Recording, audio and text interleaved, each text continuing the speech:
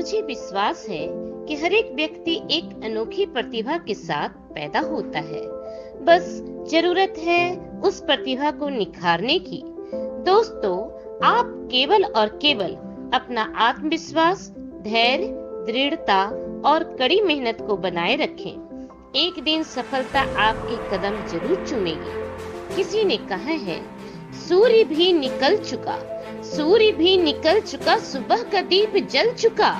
सूर्य भी निकल चुका, सुबह का दीप जल चुका। अब मग्न कर तू अंतःकरण, अब मग्न कर तू अंतःकरण, चक्र समय का अब चल चुका। न बैठ तू यूं बिलाप कर, न बैठ तू यूं बिलाप कर, क्यों देखता तू कितना चला। बस लक्ष्य पर तू नजर रख, बस लक्ष्य पर तू नजर रख, धैर्य से तू बस आगे बढ़। न व्यर्थ के प्रलाप कर, बस प्रयास कर, बस प्रयास कर। नमस्कार दोस्तों, कैसे हैं आप सब। आज मैं आप लोगों के सामने weekly current affair questions answer series में टोटल 30 क्वेश्चंस लेकर आई हूँ, जो 4 फरवरी से 10 फरवरी 2023 के डेट से ली गई है। यहाँ क्वेश्चन हिंदी और इंग्लिश दोनों लैंग्वेज में दी गई है, जिससे आपको समझने में जरा भी असुविधा मेरे समझ से नहीं होनी चाहिए। और क्वेश्चंस के जो आंसर होंगे मैं उसका एक्सप्लेनेशन भी दूंगी कि अगर वो होगा तो क्यों होगा और कैसे होगा, जिससे आप वो सारे डॉट्स क्लियर हो जाएंगे। जिन प्रश्नों का उत्तर आप जानते होंगे, आप कमेंट बॉक्स में उसका आंसर भी इमीडिएटली कर सकते हैं, जिससे आपका आंसर करने का प्रैक्टिस और भी बेहतरीन और फास्ट हो जाएगा। उससे पहले अगर आपने चैनल को सब्सक्राइब नहीं किया है तो सब्सक्राइब कर लें, और हाँ, बेल आइकन दबाना बिल्कुल भी ना भूलें। चलिए अब वन बाय वन सभी क्वेश्चन को यहाँ देखते हैं। सबसे पहले क्वेश्चन यहाँ पर यह है कि प्रस्तावित नेशनल डेटा गवर्नमेंट पॉलिसी के अनुसार किस मंत्रालय के तहत भारत डेटा प्रावधान कार्यालय, जिसे IDMO भी कहा जाता है, का गठन किया जाएगा। ऑप्शन चार दिए हुए हैं ABCD फॉर्म में। पहला है home affair ministry, electronics and IT ministry, C है science and technology ministry, and D है external affair ministry. Yes, think yourself. कोई दिमाग में आ रहा हो, अगर आप लोग को इसका आंसर कुछ दिमाग में आ रहा है तो आप कमेंट बॉक्स में भी दे सकते हैं, नहीं तो फिर ऐसे भी प्रैक्टिस कर सकते हैं, आपकी मर्जी। हाँ, तो यहाँ पर आंसर होगा B, that is electronic and IT ministry.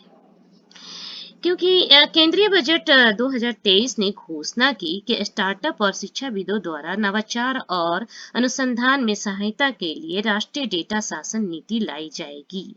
यह IT मंत्रालय ने के तहत एक भारत डेटा प्रावधान कार्यालय IDMO के गठन की मांग करता है। नया नीतिगत सुधार यह है कि आर्टिफिशियल इंटेलिजेंस इकोसिस्टम को भारत के डेटा सेम प्रोग्राम के हिस्से के रूप में अज्ञात डेटा सेम की पेशकश की जाएगी।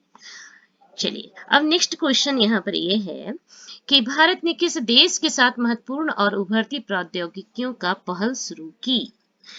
USA, UK, ऑस्ट्रेलिया और फ्रांस। यस, कौन सा सही होगा। ये option number A, that is USA। ठीक है, यहाँ पर गाइस USA कैसे हैं। भारतीय सुरक्षा सलाहकार अजीत डोभाल ने अपने अमेरिकी समकक्ष जेक सुलिवन के साथ critical and emerging technology that is ICET पर US इंडिया पहल की शुरुआत की। मई 2022 में अमेरिकी राष्ट्रपति जो बिडेन और भारत मंत्री नरेंद्र मोदी जी ने सरकारों, व्यवसायों और शैक्षणिक संस्थानों के बीच अपनी राजनैतिक प्रौद्योगिकी साझेदारी और रक्षा औद्योगिकी के सहयोग का विस्तार करने के लिए ICET की घोषणा की। अब मेरे ख्याल से ये क्वेश्चन क्लियर होगा कि 2 और 2 का कि USA है तो क्यों है और वो कैसे है। चलिए अब क्वेश्चन नंबर 3 में हम देखते हैं कि यहाँ पर क्वेश्चन नंबर 3 में क्या कहा जा रहा है। आर्थिक सर्वेक्षण के अनुसार 2023 से 2024 में अनुमानित आर्थिक विकास दर कितनी है? फिर से क्वेश्चन समझें। आर्थिक सर्वेक्षण के अनुसार 2023 से 2024 में अनुमानित आर्थिक विकास दर कितनी है? 5.5%, 6.0%, 7.0% और 6.5%. Which one is correct? Yes, which one is correct? Exactly, 6.5% is correct one. 6.5% is correct one. Chief Economic Advisor CEA Dr. V. Anant Nageshwar said that the Indian economy is expected to grow at 6.5% in 2023 to 2024. The range of growth is projected between 6 to 6.8%, while India is expected to be $5 trillion economy by 2025 to 2026. IMF, in its World Economy Outlook update, maintained India's GDP forecast for current financial year at 6.8%. Yeah, clear this one? Okay. Now question number 4 is, which state or United Territories launched a real-time source appointment super site to tackle pollution? है ना। तो यहाँ पर किस राज्य शासित प्रदेश ने प्रदूषण से निपटने के लिए real time source appointment super site लॉकिया किया, है ना। तो यहाँ पर ऑप्शन है न्यू दिल्ली, महाराष्ट्र, वेस्ट बंगाल और तेलंगाना। कौन सा आंसर होगा यहाँ पे? Yes, New Delhi. New Delhi is the correct one. New Delhi is correct one. Delhi के मुख्यमंत्री अरविंद केजरीवाल ने रियल टाइम स्रोत विभाजन सुपर साइट लॉन्च किया। यह दिल्ली प्रदूषण नियंत्रण समिति आईआईटी कानपुर एंड टेरी का एक संयुक्त उद्यम है। ठीक है, संयुक्त उद्यम मीन्स हो गया कंट्रोल कमेटी। सुपर साइट हर घंटे के आधार पर प्रदूषण के स्रोतों का विवरण साझा करेगी और साथ ही अगले 3 दिनों के पूर्वानुमान भी देगी। मोबाइल वैन एक विशेष स्थान पर जाएगी और एकत्र किए गए डेटा का सुपर साइट पर विश्लेषण भी किया जाएगा। अब क्वेश्चन नंबर 5 की तरफ देखते हैं कि ये क्या है। क्वेश्चन नंबर 5, भारतीय वायुसेना के नए उप प्रमुख के रूप में किसने पदभार ग्रहण किया है? किसने पदभार ग्रहण किया है? Air marshal HS Arora. सभी ऑप्शन आपको दिख रहे हैं, आप अच्छे से इसको देखिए वन बाई वन। कौन सा सही होगा आप देखिए, इसको जांचिए, अपने आप में भी आप चेक करिए कि आप कितना एबिलिटी रखते हैं इस क्वेश्चन का आंसर करने में। यस यस, क्वेश्चन नंबर 5 का करेक्ट आंसर डी है, that is Air Marshal A P. Singh. A P. Singh is the correct answer. Air Marshal A P. Singh ने भारतीय वायुसेना के नए उप प्रमुख के रूप में पदभार ग्रहण किया है। एयर मार्शल को 1984 में भारतीय वायुसेना के फाइटर स्ट्रीम में कमीशन किया गया था। उसके पास 5000 घंटे से ज्यादा का फ्लाइंग एक्सपीरियंस है। अपनी वर्तमान नियुक्ति के पहले वह मध्य वायु कमान में air officer commanding in chief थे और परम विशिष्ट सेवा मेडल और अति विशिष्ट सेवा मेडल के प्राप्तकर्ता भी हैं वो। अब क्वेश्चन नंबर 6 की ओर चलते हैं। क्वेश्चन नंबर 6 है, प्रयोगशाला में विकसित हीरो का शोध करने के लिए किस संस्थान को 242 करोड़ रुपए का अनुदान प्रदान किया जाएगा? ऑप्शन आप ध्यान से देखिए वन बाय वन, इस क्वेश्चन को आप डील करें। Yes, which one is correct? Yes, option number C, that is correct one. IIT Madras, IIT Madras, yes, IIT Madras. वाणिज्य विभाग द्वारा की गई एक सिफारिश के अनुसार IIT मद्रास को lab grown diamond that is LGD पर शोध करने के लिए 5 साल की अवधि में 242 करोड़ रुपए का अनुदान प्रदान किया जाएगा। केंद्रीय बजट 2023 में केंद्रीय वित्त मंत्री ने कहा कि प्रयोगशाला में विकसित हीरे LGD उच्च रोजगार क्षमता वाला एक प्रौद्योगिकी और नवाचार संचालन उभरता हुआ क्षेत्र है। अब क्वेश्चन नंबर 7 की ओर चलते हैं। क्वेश्चन नंबर 7 है, एक इंजीनियरिंग कंसल्टेंसी और कंस्ट्रक्शन सर्विसेज फर्म किस केंद्रीय मंत्रालय के तहत है? यहाँ पर एक एक सभी ऑप्शन को ध्यान से देखें। आंसर कौन सा सही है? आप क्वेश्चन को अच्छे से रीड करिए, समझिए, सोचिए, उसके बाद आंसर कीजिए। Yes, which one is correct? Yeah, right. B is correct one. B is correct one. Ministry of MSME, that is Ministry of Micro Enterprises. तो ये आंसर मिनिस्ट्री ऑफ सॉरी इसका आंसर होगा, ये आंसर होगा ministry of जल शक्ति। Yes, ministry of जल शक्ति, दैट इज बी। यस, अब क्वेश्चन नंबर 8 की तरफ हम लोग ध्यान देते हैं। केंद्रीय बजट 2023 में घोषित पीएम विकास योजना के लाभार्थी कौन है? टीचर्स, MSMEs, स्टूडेंट्स, आर्टिजन्स समझ आ रहा है ना? क्या आर्टिजन्स क्या है? A person who makes things skilfully specially with his और हर हैंड्स। केंद्रीय वित्त मंत्री निर्मला सीतारमन ने विश्वकर्मा समुदाय को सशक्त बनाने के लिए एक नई पहल की घोषणा की। पीएम विकास जो प्रधानमंत्री विश्वकर्मा कौशल सम्मान है, योजना पारंपरिक और कुशल व्यवसायों में लगे कारीगरों और शिल्पकारों को कौशल प्रतिष्ठित करते हैं। विशेष पैकेज उन्हें MSME मूल्य श्रृंखला के साथ एकीकृत करने में मदद करेगा।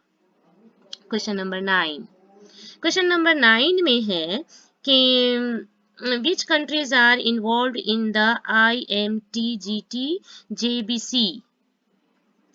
Yes, option is given here. कौन सा सही होगा? Yes, A, D, Thailand, Indonesia and Malaysia. This one is correct one.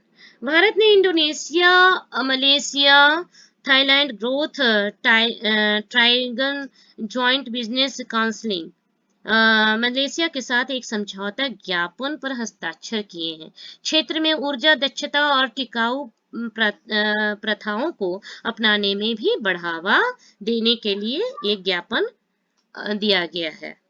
Question number 10, किस डिजिटल भुगतान कंपनी ने यूपीआई अंतर्राष्ट्रीय भुगतान के लिए समर्थन शुरू किया है? किस डिजिटल भुगतान कंपनी ने यूपीआई अंतर्राष्ट्रीय भुगतान के लिए समर्थन शुरू किया है? गूगल पे, फोन पे, Paytm, YONO SBI। Which one is correct? सोचिए। Yes, right. फोन पे is correct one. B option. Phone पे भारत की सबसे बड़ी डिजिटल भुगतान कंपनी ने यूपीआई अंतर्राष्ट्रीय भुगतान के लिए समर्थन शुरू किया है। यह सुविधा विशेष यात्रा करने वाले फोन पे भारतीय उपयोगकर्ताओं को यूपीआई का उपयोग करके विदेशी व्यक्तियों को या व्यापारियों को तुरंत भुगतान करने की अनुमति देती है। तो ये बहुत ही अच्छा है, मतलब आज फोन पे हर कोई यूज कर रहे हैं बहुत अच्छे तरीके से। हाँ, अब नेक्स्ट हम लोग क्वेश्चन नंबर 11 देखते हैं। क्वेश्चन नंबर 11, औघव किस सेना ने औघव 44 फारसी में इंगल और नाम से अपना पहला भूमिगत वायु सेना बेस का अनावरण किया? China, Japan, Iran, Mexico. Which one is correct here? Which one is correct here? Yes, yes, right, right, बिल्कुल सही है। Option number C, that is Iran. Iran is that country. Okay. Iran की सेवा ने औघव 44 फारसी में ईगल नाम से अपना पहला भूमिगत वायु सेना बेस का अनावरण किया। ड्रोन के अलावा सभी प्रकार के लड़ाकू जेट बम वर्षक को समायोजित कर सकता है। यह के सबसे महत्वपूर्ण हवाई ठिकानों में से एक था। वायुसेना लंबी दूरी की क्रूज मिसाइलों से लैस लड़ाकू विमानों से लैस है। अब क्वेश्चन नंबर 12, आई थिंक आप लोग को क्लियर हो रहा होगा। क्वेश्चन नंबर 12 है। क्वेश्चन नंबर 12 यहाँ पर यह है कि केंद्रीय मंत्री ने किस जगह में मानव रहित यातायात प्रबंधक प्रणाली का अनावरण किया? Maharashtra, Tamil Nadu, Karnataka, new Delhi. Which one is correct here? Yes, yes, right, right, right, बिल्कुल सही है। New Delhi, New Delhi is the right answer here. New Delhi is the right answer here. यहाँ पे केंद्रीय सड़क और राजमार्ग मंत्री नितिन गडकरी ने 8 फरवरी 2023 को नई दिल्ली में स्काई यूटीएम नामक दुनिया में सबसे अत्याधुनिक मानव रहित यातायात प्रबंधक प्रणाली का अनावरण किया। स्काई यूटीएम सबसे अनंत और स्वदेशी हवाई यातायात प्रबंधन मंच है, जिसने हवाई क्षेत्र में सभी ड्रोन और अन्य हवाई गतिशील ऑपरेटरों को स्थिति जन्य जागरूकता, स्वायत्ता, नेविगेशन, जोखिम मूल्यांकन और यातायात प्रबंधक प्रदान करने के लिए बनाया गया है। अब क्वेश्चन नंबर 13 की ओर ध्यान देते हैं हम लोग। क्वेश्चन नंबर 13 है, कौन सा बैंक क्यूआर कोड आधारित coin vending machine QCBM coin vending machine launch करने की योजना बना रहा है? यस, सभी ऑप्शन देखिए आप, दिया हुआ है। SBI, RBI, RDBI, Indian overseas bank. Yes, which one is correct? Think. Yes, yes, right, right. B is the correct one. B is the correct one. That is RBI. RBI को reserve bank India भी कहते हैं। Yes, भारतीय reserve bank के governor Shaktikanta Das ने कहा कि केंद्रीय बैंक देश के 12 शहरों में QR कोड आधारित सिक्का वेंडिंग मशीन पर एक पायलट परियोजना शुरू करेगा। Yes, question number 14। Question number 14 है कि किस देश ने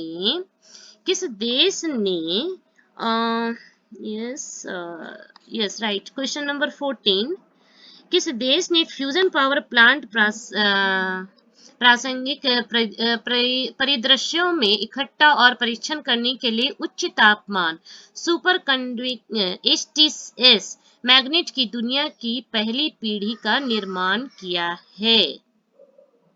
यस, ऑप्शन देख रहे होंगे आप सभी, वन बाय वन आप देखिए और इसका आंसर कीजिए।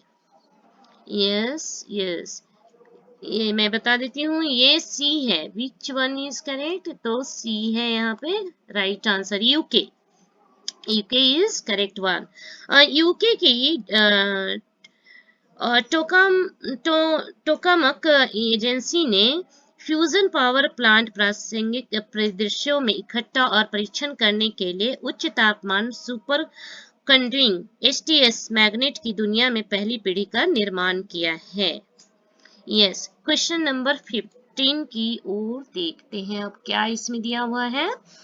Consider the following about CAR-T cell therapy. CAR-T cell therapy के बारे में निम्नलिखित पर विचार करें। ये आपको दिया हुआ है सभी 1 2 3 करके, और उसमें आपको स्टेटमेंट चूज करना है कि कौन सा स्टेटमेंट सही है। यस, आप सभी ने पढ़ लिया इसे ध्यान से? Okay, which one is correct? Which one is correct here? Yes, question number D, that is only one. Question number D, that is only one. CAR T cell therapy is a good cure for ovarian cancer.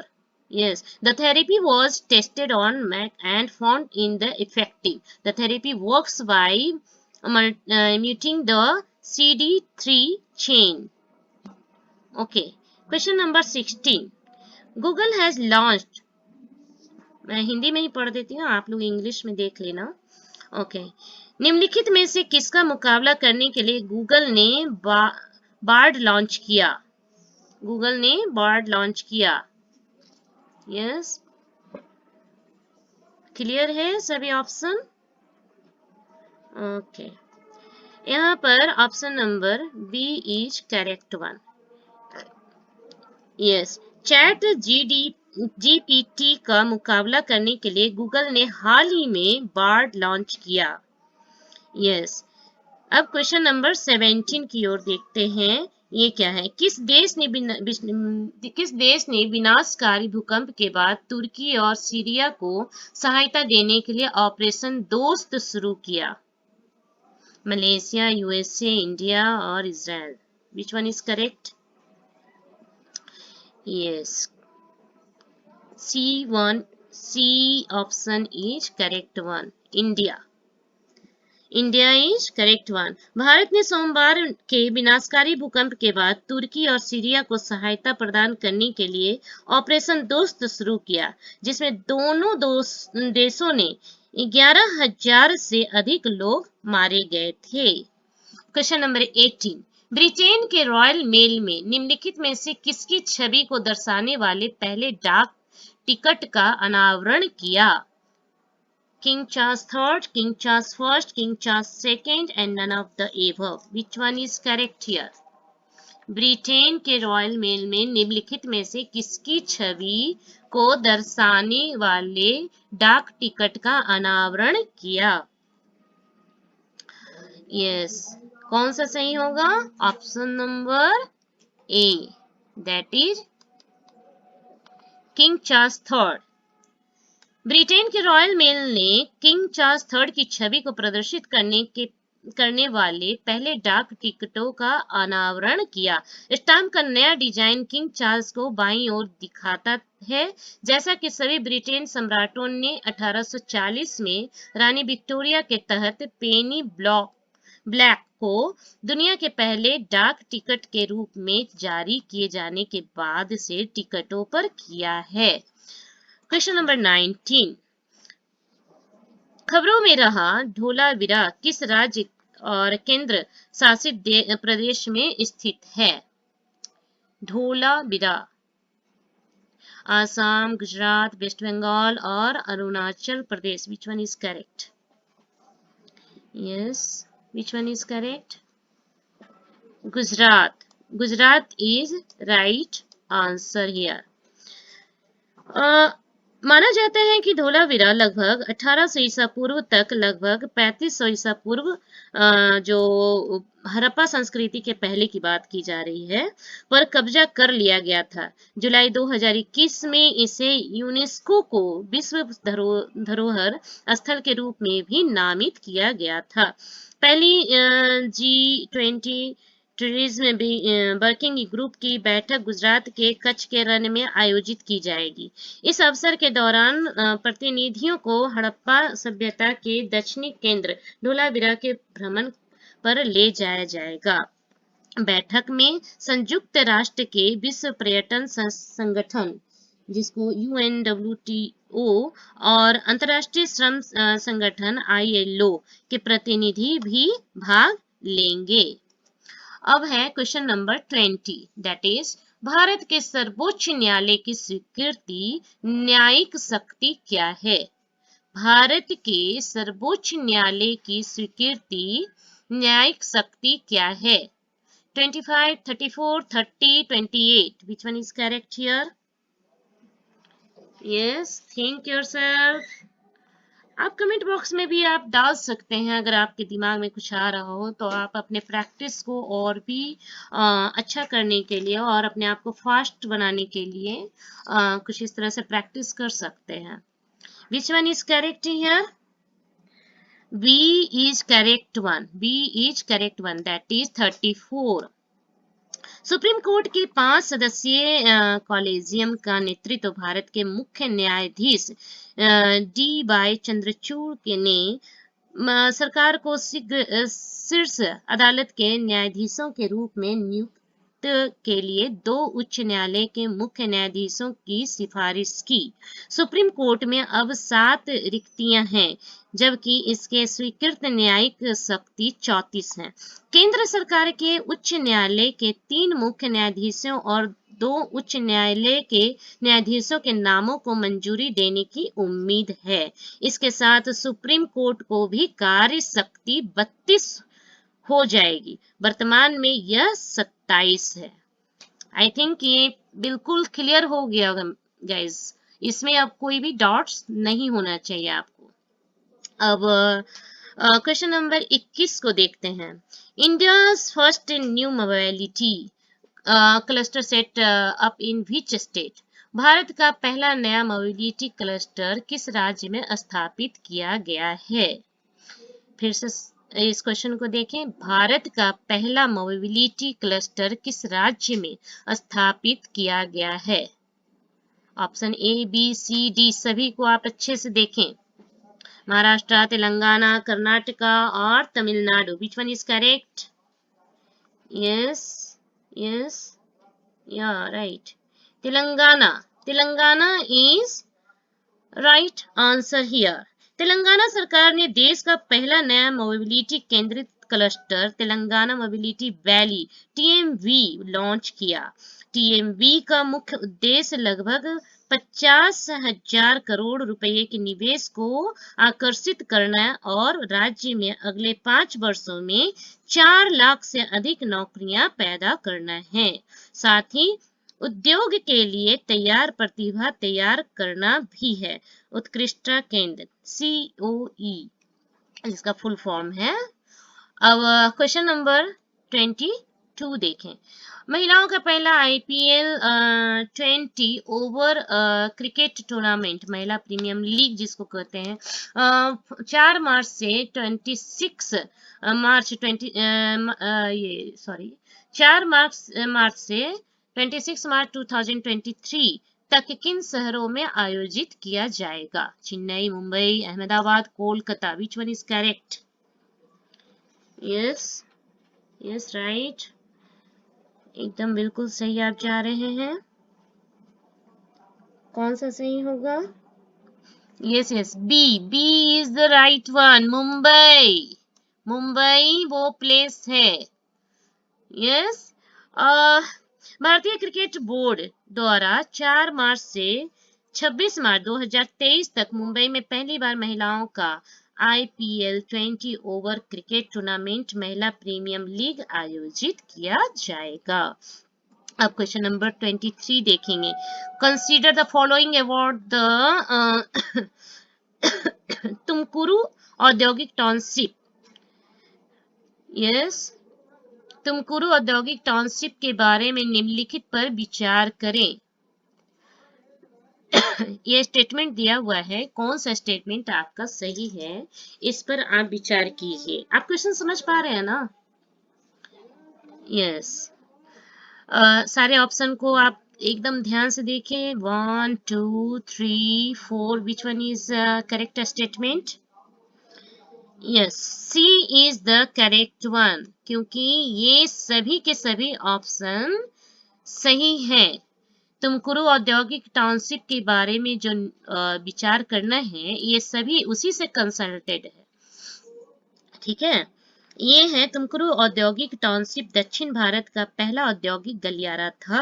Tumakuru औद्योगिक township Chennai Bengaluru औद्योगिक corridor में शुरू किया गया था।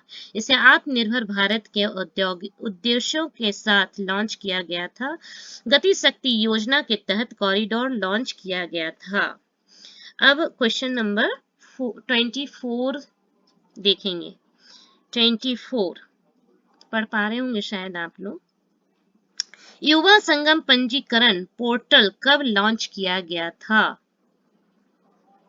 Sorry, कब launch किया गया? सॉरी, कहाँ लॉन्च किया गया? यस, युवा संगम पंजीकरण पोर्टल कहाँ लॉन्च किया गया? Bihar, Maharashtra, Madhya Pradesh, Tamil Nadu, New Delhi. Which one is correct here? Yes, option number D is correct. That is New Delhi. New Delhi.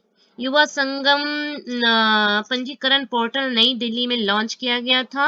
Yuva Sangam एक भारत श्रेष्ठ भारत की भावना के तहत पूर्वोत्तर क्षेत्र के युवाओं और शेष भारत के बीच घनिष्ठ संबंध बनाने के लिए प्रधानमंत्री नरेंद्र मोदी की एक पहल है। Yes, right. आई थिंक आप सभी को क्लियर हो रहे होंगे सारे पॉइंट्स। अब क्वेश्चन नंबर 25 को देखेंगे। तुर्की में भीषण भूकंप के नष्ट हुए गाजियान्टेप कैसल का विस्तार किस सम्राट ने किया था? गाजियान्टेप। यस, ऑप्शन सभी आप देखें। ग्रेट, सारे ऑप्शन दिए हुए हैं, कौन सा सही है? यस, क्वेश्चन इसके आंसर आपके करेक्ट हैं। सी करेक्ट वन है। बिजान्टीन। महल के दूसरी और तीसरी शताब्दी के दौरान रोमनों द्वारा बनाया गया था। फिर 6वीं शताब्दी में बिजान्टीन सम्राट जस्टिनियन प्रथम दैट इज फर्स्ट द्वारा इसे मजबूत और विस्तृत किया गया था। अब क्वेश्चन नंबर 26 को देखते हैं। दक्षिण कोरिया के सांगबोल सोसाइटी निम्नलिखित में से किस देश में बौद्ध स्थलों के पैदल यात्रा का आयोजन कर रही है? दक्षिण कोरिया, फिर से क्वेश्चन देखें ध्यान से। दक्षिण कोरिया की सांगबोल सोसाइटी निम्नलिखित में से किस देश में बौद्ध स्थलों की पैदल यात्रा का आयोजन कर रही है? श्रीलंका, इंडिया, नेपाल या both? B and C. Which one is correct? Yes, comment box में भी दे सकते हैं आप जल्दी। अगर आप तुरंत आप क्वेश्चंस का आंसर आप तुरंत समझ में आ गया हो तो फटाफट दे दीजिए। Yes, D is correct one. Both B and C, India and Nepal. सांगबोल सोसाइटी भारत और नेपाल में बौद्ध स्थलों की पैदल यात्रा का आयोजन करेगी। कोरिया गणराज्य के कुल 108 बौद्ध तीर्थयात्री 43 दिनों में 1100 किलोमीटर से अधिक पैदल यात्रा करेंगे, जो दक्षिण कोरिया के सांगबोल सोसाइटी द्वारा आयोजित पैदल यात्रा के हिस्से में होगी। अब क्वेश्चन नंबर 27 देखते हैं। यस, अब यहाँ पर क्या है? लद्दाख के जैव विविधता विरासत स्थल के बारे में निम्नलिखित पर विचार करें। स्टेटमेंट दिए हुए हैं 1 by 1 4 स्टेटमेंट दिया हुआ है। वो 4 स्टेटमेंट में कौन सा, फिर ऑप्शन चूज करने का है कि कौन स्टेटमेंट करेक्ट है। ABCD करके है, तो उसको आप ध्यान से देखिए, पढ़िए और समझिए, फिर उत्तर दीजिए। Yes, which one is correct here? आराम से सोचो, कोई दिक्कत नहीं है।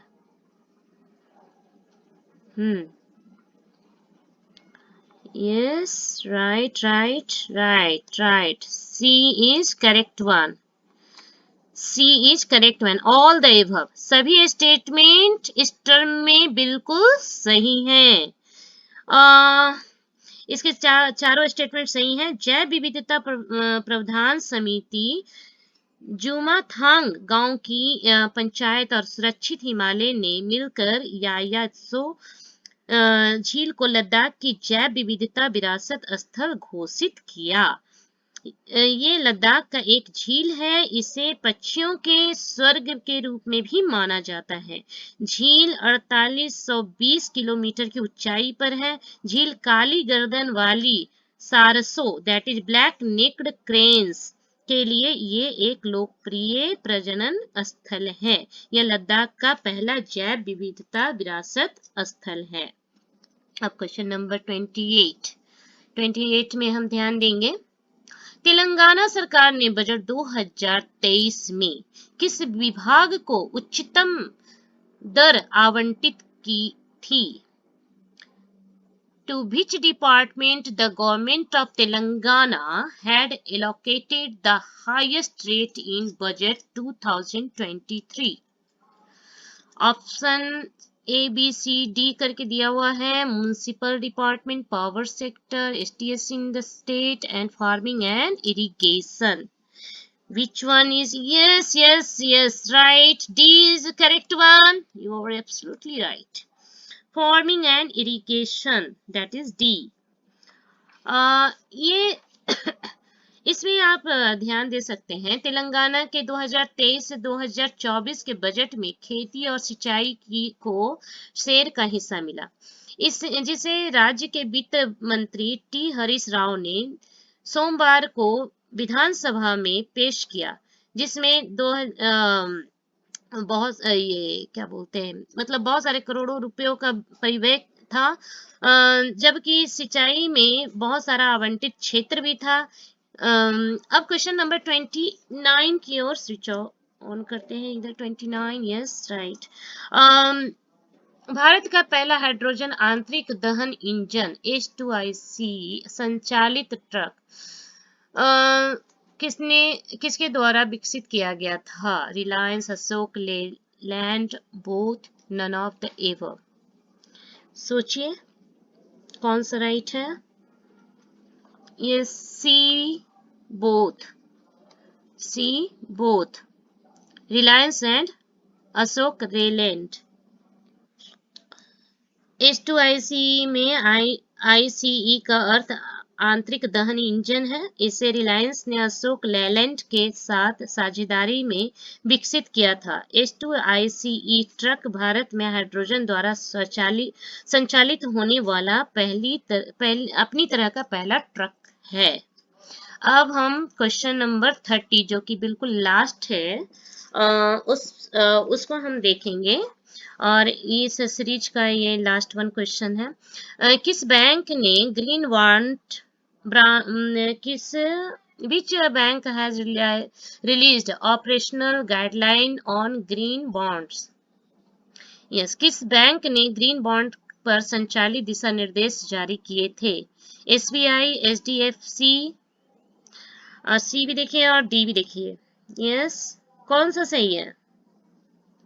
SEBI, yes, right. D is correct one. SEBI is correct one. SEBI ने ग्रीन बॉन्ड का संचालित संबंधित दिशा निर्देश जारी किए हैं।